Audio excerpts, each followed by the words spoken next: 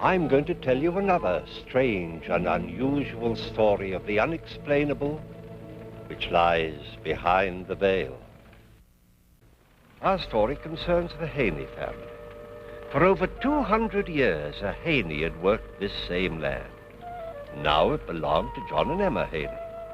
Everything considered, it had been a good life, uneventful, perhaps even dull, but it suited them. For over 40 years, they had lived in the same house, and for those 40 years, the land had been good to them.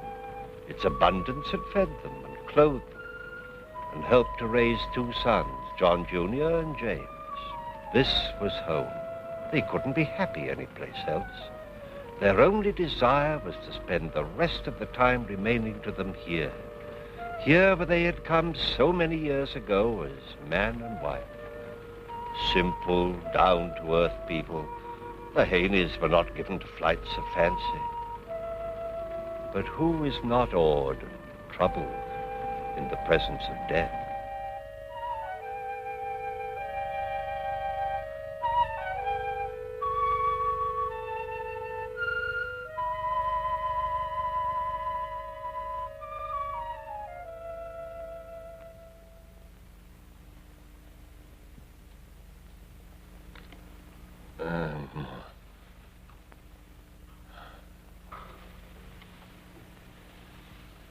Yes, John? John?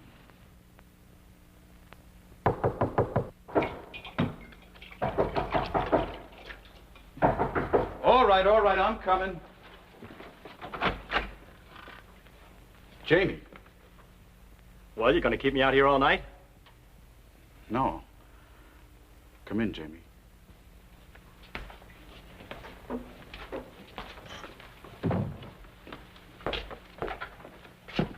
Hi, Ma. Jamie. Oh, Jamie.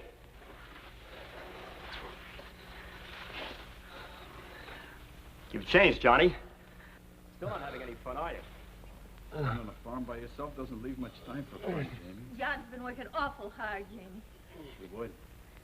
Old, dependable John. Let me fix you something to eat. No, thanks, Ma. I eat in town. Some coffee, then, and a piece of pie? All right. Just a small piece, Ma.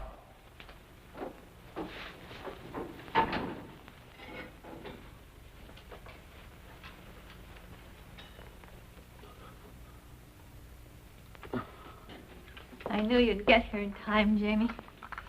Pa's been asking and asking for you. He has, huh? Probably wants to wail the tar out of me. Oh, Jamie. All right, Ma. Guess I might as well see him. Yeah, might as well, Jamie. No use making the trip for nothing, is there?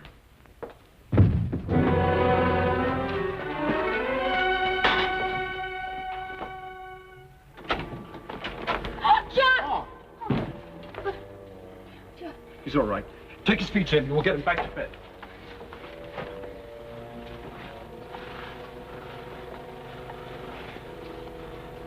Pa? Pa, it's me, Jamie. Pa? What'd you say, Pa?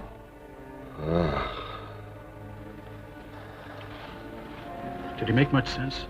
No, just mumbling. He's been like that for 2 days now. He knew he would, Jamie. I know he did. Sure. Sure he did, Ma. Let's go downstairs. Go on, Johnny. I'll be down in a minute.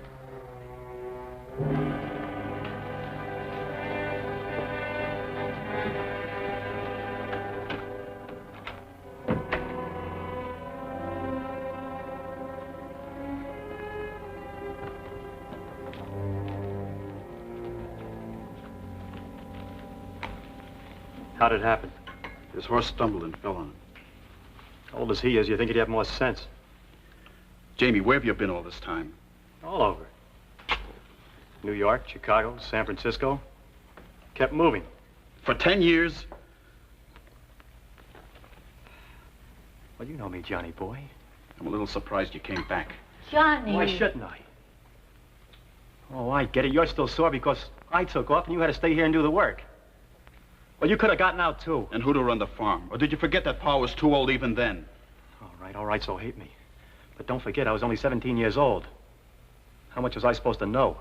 You knew enough to steal every cent Pa had in the house. Stop it. Stop it right now. No, let him get it off his chest. So that's it, huh? So that's what's been griping you all these years. Well, let me tell you something. I didn't steal anything. That money belonged to me. It did, huh? Just how do you figure that, Jamie? You know how I figure it. Ever since I was 10 years old, Pa had me doing the work of a hired hand. Only I never got the money a hand would get. Only my food and your hand-me-down clothes. He owed me that money. And how about me, Jamie? What was I doing all those years you were working your poor little fingers to the bone? I was having a picnic, huh? That's your problem, Johnny boy. If you had any gumption, you'd have beaten me to the cash box. Enough! I won't have any more of this in my house. You ought to be ashamed, both of you.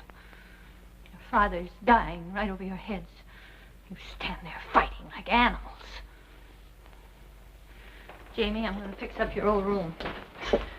When you're finished, you march yourself upstairs and go to bed.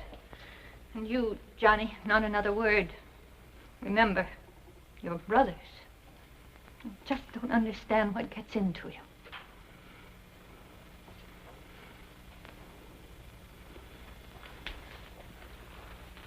Here, Ma, let me help you. Thank you. Tell me the truth, Jamie. Just for once. Why did you come back?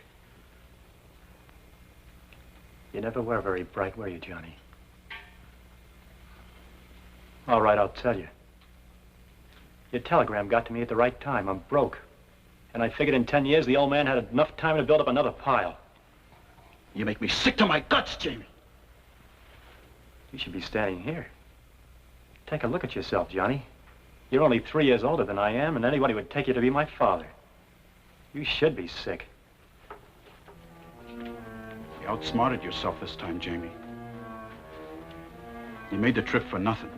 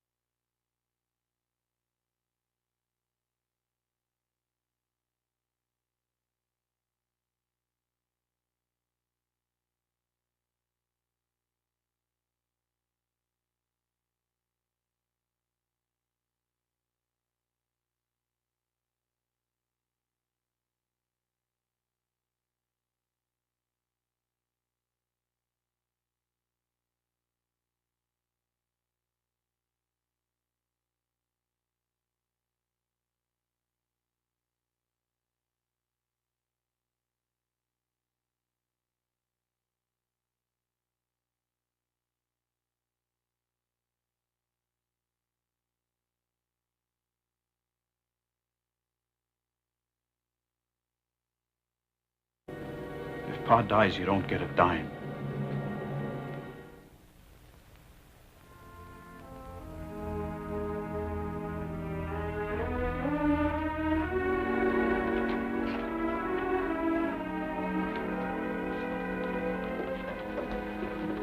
I'll fix something to eat. Nothing for me, thank you, Emma. Just wanted to see if there's anything I could do. Maybe some delay in settling the estate on account of your father not leaving a will. He did leave a will, Mr. Atterbury. That's funny. I was his lawyer. I didn't draw it. Oh, he drew it himself. May I see it? Yes, sir.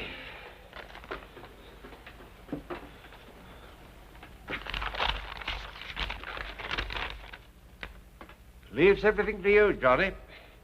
Knowing that as head of the family, you will take care of your mother and young brother. Johnny, I'm so glad. Wait a minute. Let me see that. Seems legal. Should save us quite a bit of time. Not legal enough. I'm afraid I have a big surprise for you, Johnny boy. What's this? Read it.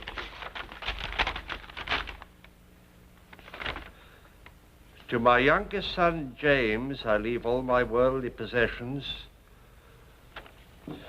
and trust that he will provide for his mother as long as she lives, and it is my hope that he will do what is fair for my eldest son and his brother, John Jr. Then which is the legal one? Yours is dated August the 8th, 1892. Jamie's dated July 14th, 1898. Jamie's the one that'll stand up in court. Can't imagine what he was thinking about. 2 wills. John knew what he was doing. I know what he was thinking. You knew his temper, Mr. Atterbury.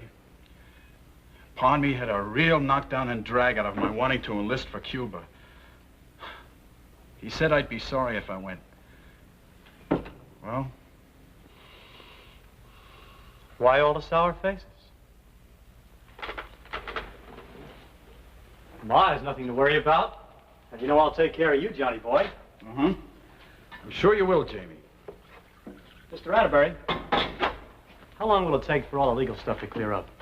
What's your hurry, Jamie? Well, I thought I'd put the farm on the market as soon as I can. Jamie, you're not going to sell the farm. It's our home. Oh, now, Ma. You know I'm not cut out to be a farmer. Besides, we ought to get a good price for it right about now. But Jamie... Where'll Ma go, Jamie? Don't worry about that. I'll take care of her. Where, Jamie? Well, you always wanted to visit Aunt Martha in Kansas. Now's your chance. Oh, but Jamie, that was only for a visit. I can't imagine living any place but here. When she gets back from a visit, what then, Jamie? Well, Ma deserves a rest. You know, at her age, she ought to take it easy. I thought we'd get her a room for her at Mrs. Chalmers. That's nothing but a home for old folks. You'd like it, Ma. You wouldn't have to work anymore, and there'd be people your own age to talk to. You know what I mean, Johnny. Sure. I know what you mean, Jamie. To get her off your hands for the rest of your life, you'd like her to sit on a porch and rot. That's what I get for being a nice fella. Well, this is my farm. Pa left it to me, and I'll do what I like. If Ma don't do what I want, okay, you can take care of her. What are you doing? Johnny! Stop it, you two. You hit me, you won't get a cent. Johnny, stop! Listen to me. Jamie's right. I have been working too hard. I'm tired. You know I want to see Martha again, and when I come back, I'd like to live at Mrs. Chalmers. I think it'd be very nice. All right, Ma. I'll be good. Mr. Atterbury, how do we go about breaking that will? I wouldn't try that, Johnny. Well, I don't know, Johnny. Father was of sound mind when he wrote it. Well, how about the part about taking care of Ma? You call throwing her into a home taking care of her? You know Pa didn't mean that. Well, there could be a chance of stopping the sale of the farm or preventing the dissipation of the assets during your mother's lifetime. Don't you worry about Ma. I'll take care of her. You just mind your own business. Now, I'll tell you something. Get out of my house. Jamie, he's your brother. Then why don't he act it? He's been beating on me ever since I got here. You heard him. Now, this is my house, and I want you out of here. Johnny, he's upset. Maybe for a little while, till he cools off. Will you take the case, Mr. Atterbury? Yes, Johnny. I'll take it. All right, Jamie. I'll get out of your house. For now. Have your fun while you can.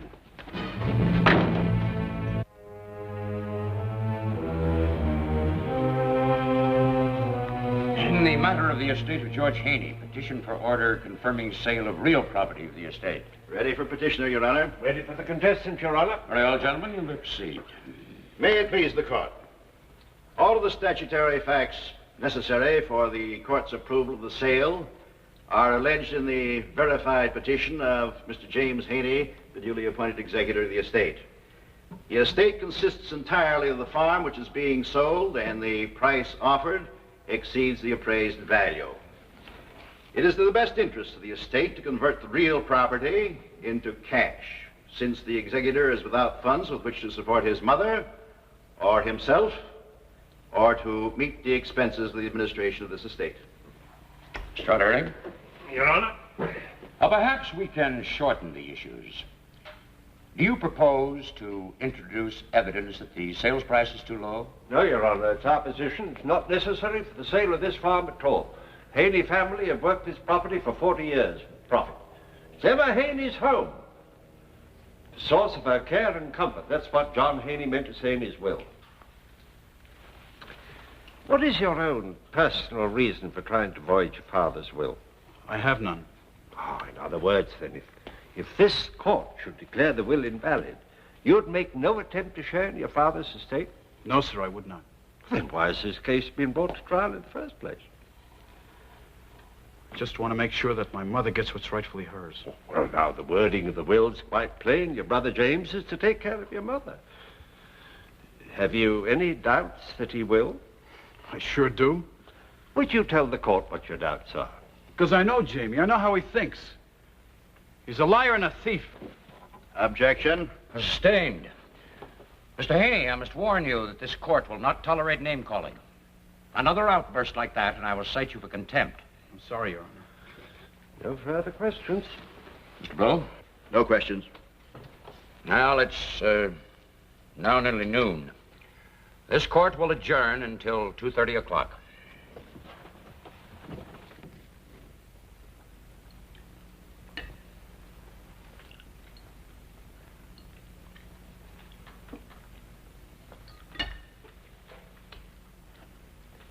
I gotta run, Ma. I got a date with a customer for the farm. Jamie, do you have to sell? Yes, I have to. Now, don't you start on me, Ma. I had enough trouble with Johnny. I'll pick you up in time for court.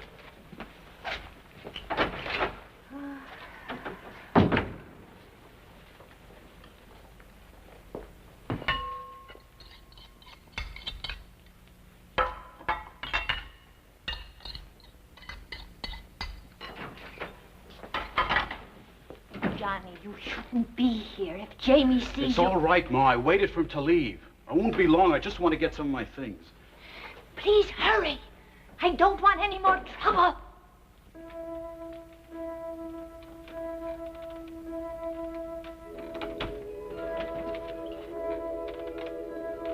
Pa! Johnny, look in Genesis 27. What? What'd you say, Pa? Genesis 27. What about Genesis 27, Pa? Johnny? Yeah, Ma, what is it? Johnny, who are you talking to? Nobody, Ma. Nobody. I thought I heard voices. Are you all right, Johnny? Yeah, Ma. I'll be down in a minute, Ma.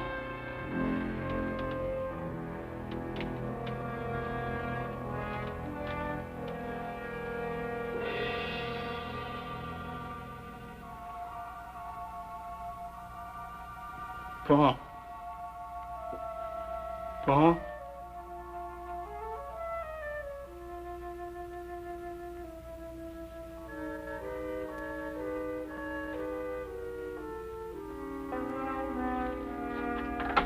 Hey, you're ready. That's good, Ma. Yes, Jamie, I don't want to be late. We're not in that much of a hurry. Please, Jamie, I want to get there on time. Okay. Ma. Ma. Johnny just came to get his things. You got what you came for? I got more than I came for. I just talked to Pa. You what? You're right, Ma. You did hear voices. What's going on here? I talked to Pa, and he said, look in Genesis 27. Genesis 27? That's the story of Jacob and Esau, where Jacob stole his brother's birthright. What's that supposed to mean? That's what I'm going to find out. Where's the Bible? Everything in this house is mine. Keep your hands out of there. Get away from me. Jamie! Stop! I warned him, Ma.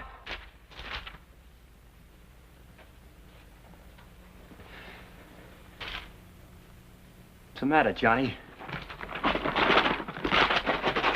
Nothing in it? What'd you expect to find, a new will? There is no other will.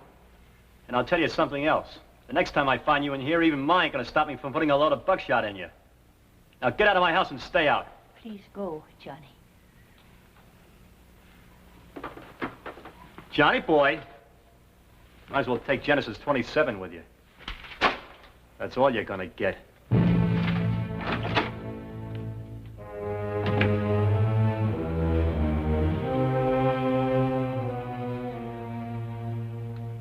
Mr. Haney, much has been made of the fact that you wish to sell your farm and place your mother in what has been called an old folks' home. Would you tell the court exactly what it is you had in mind? Yes, sir. Your Honor, my mother's worked hard all her life. As long as I can remember, she's been cooking, sewing, washing. Why, she even helped in the fields when we were short-handed. Up until now, we've never been able to do anything about it. But now I can, and I want to. Ma, is this the family Bible? Isn't it course obvious it is. Mr. Haney is Didn't we not used to have the another one? cruel, Yes, hard-hearted your fellow father. painted as attempting to make Where a is it, Ma? name? I don't know, On the Johnny. contrary, here is a devoted In the son attic, I who loves expect. his mother and whose only wish is to see that the rest of her days are happy ones. Mr. Blue, are you making your summation, or do you intend to question your witness any further? No further questions. Mr. Atterbury? I beg the court's indulgence. The matter which has a bearing on this issue requires investigation. Might we recess until tomorrow? I don't believe that will be necessary, Mr. Atterbury. I have heard enough and am prepared to rule. However, I will delay my ruling until noon tomorrow. If within that time you have anything to bring to the court's attention, I will receive it. In Mr. Blue's presence, of course. This court stands adjourned.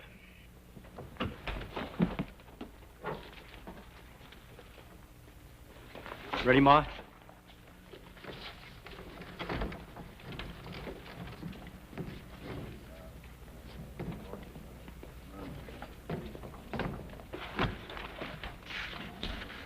If Jamie catches you in that house, he may figure he has every right to shoot you. I don't care.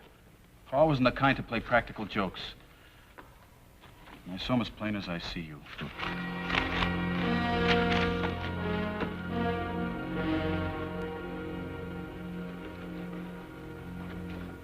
Johnny! What if Jamie should see you? I'm sorry, Ma. Jonas, you know he shouldn't be here. I know, Emma. He's just as stubborn as his father. Where's Jamie? I think he's in his room.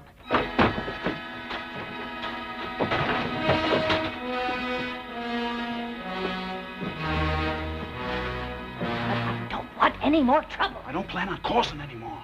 But I'm gonna have one more look around whether he likes it or not. What are you looking for? He's got some idea his father may have left another will. That Bible passage, Ma. Genesis 27.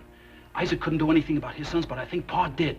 No, Johnny, I'm not going to let you stay. You can't stop me, Ma. I'm gonna have one more look. Yeah.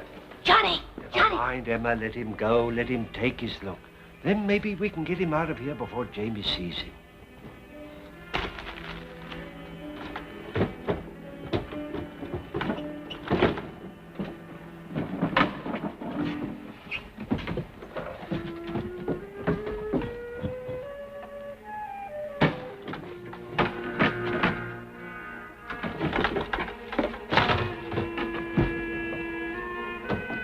What are you doing here? So you figure the same way, huh, Jamie? What'd you find? Nothing, and I told you to stay out of here. What are you scared of, Jamie? What are you hiding? Stay away from me! I told you to stay out of here! I'm going to give him a couple of more minutes and then...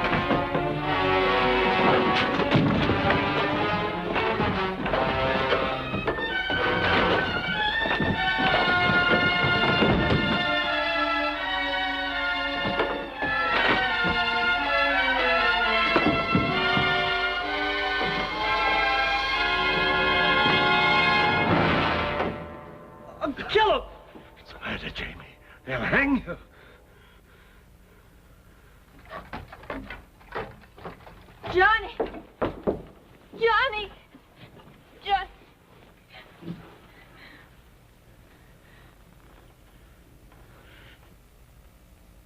The Bible. He's got it.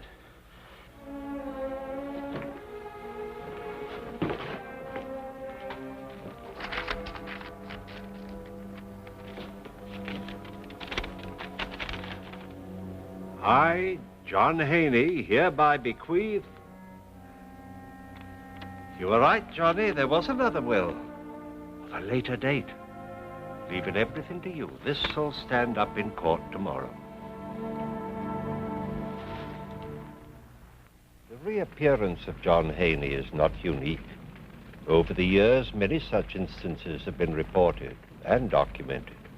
In fact, the event on which tonight's story is based was directly responsible for a ruling by a court of law, the only one of its kind in our legal history. Jonas Atterbury knew his law. The newfound will was presented in court the next day and accepted without delay as valid. In leaving his estate to his eldest son, John Haney had chosen wisely. John Jr. was not a vindictive man. James was given an equitable share of the estate and departed for parts unknown. And Emma Haney was content in the knowledge that the rest of her life would be spent in the home that she loved. More than that, she knew that when she died, she would rest beside her loved ones, undisturbed. For to John Haney, Jr., the land was a sacred trust, not to be passed from hand to hand, but held for his children and his children's children. Science does not as yet know all that happens to us after life leaves our bodies. But we cannot say with certainty that there is no explanation of what you have just seen. We can only assume that there may well be one. Please join me again for another journey into the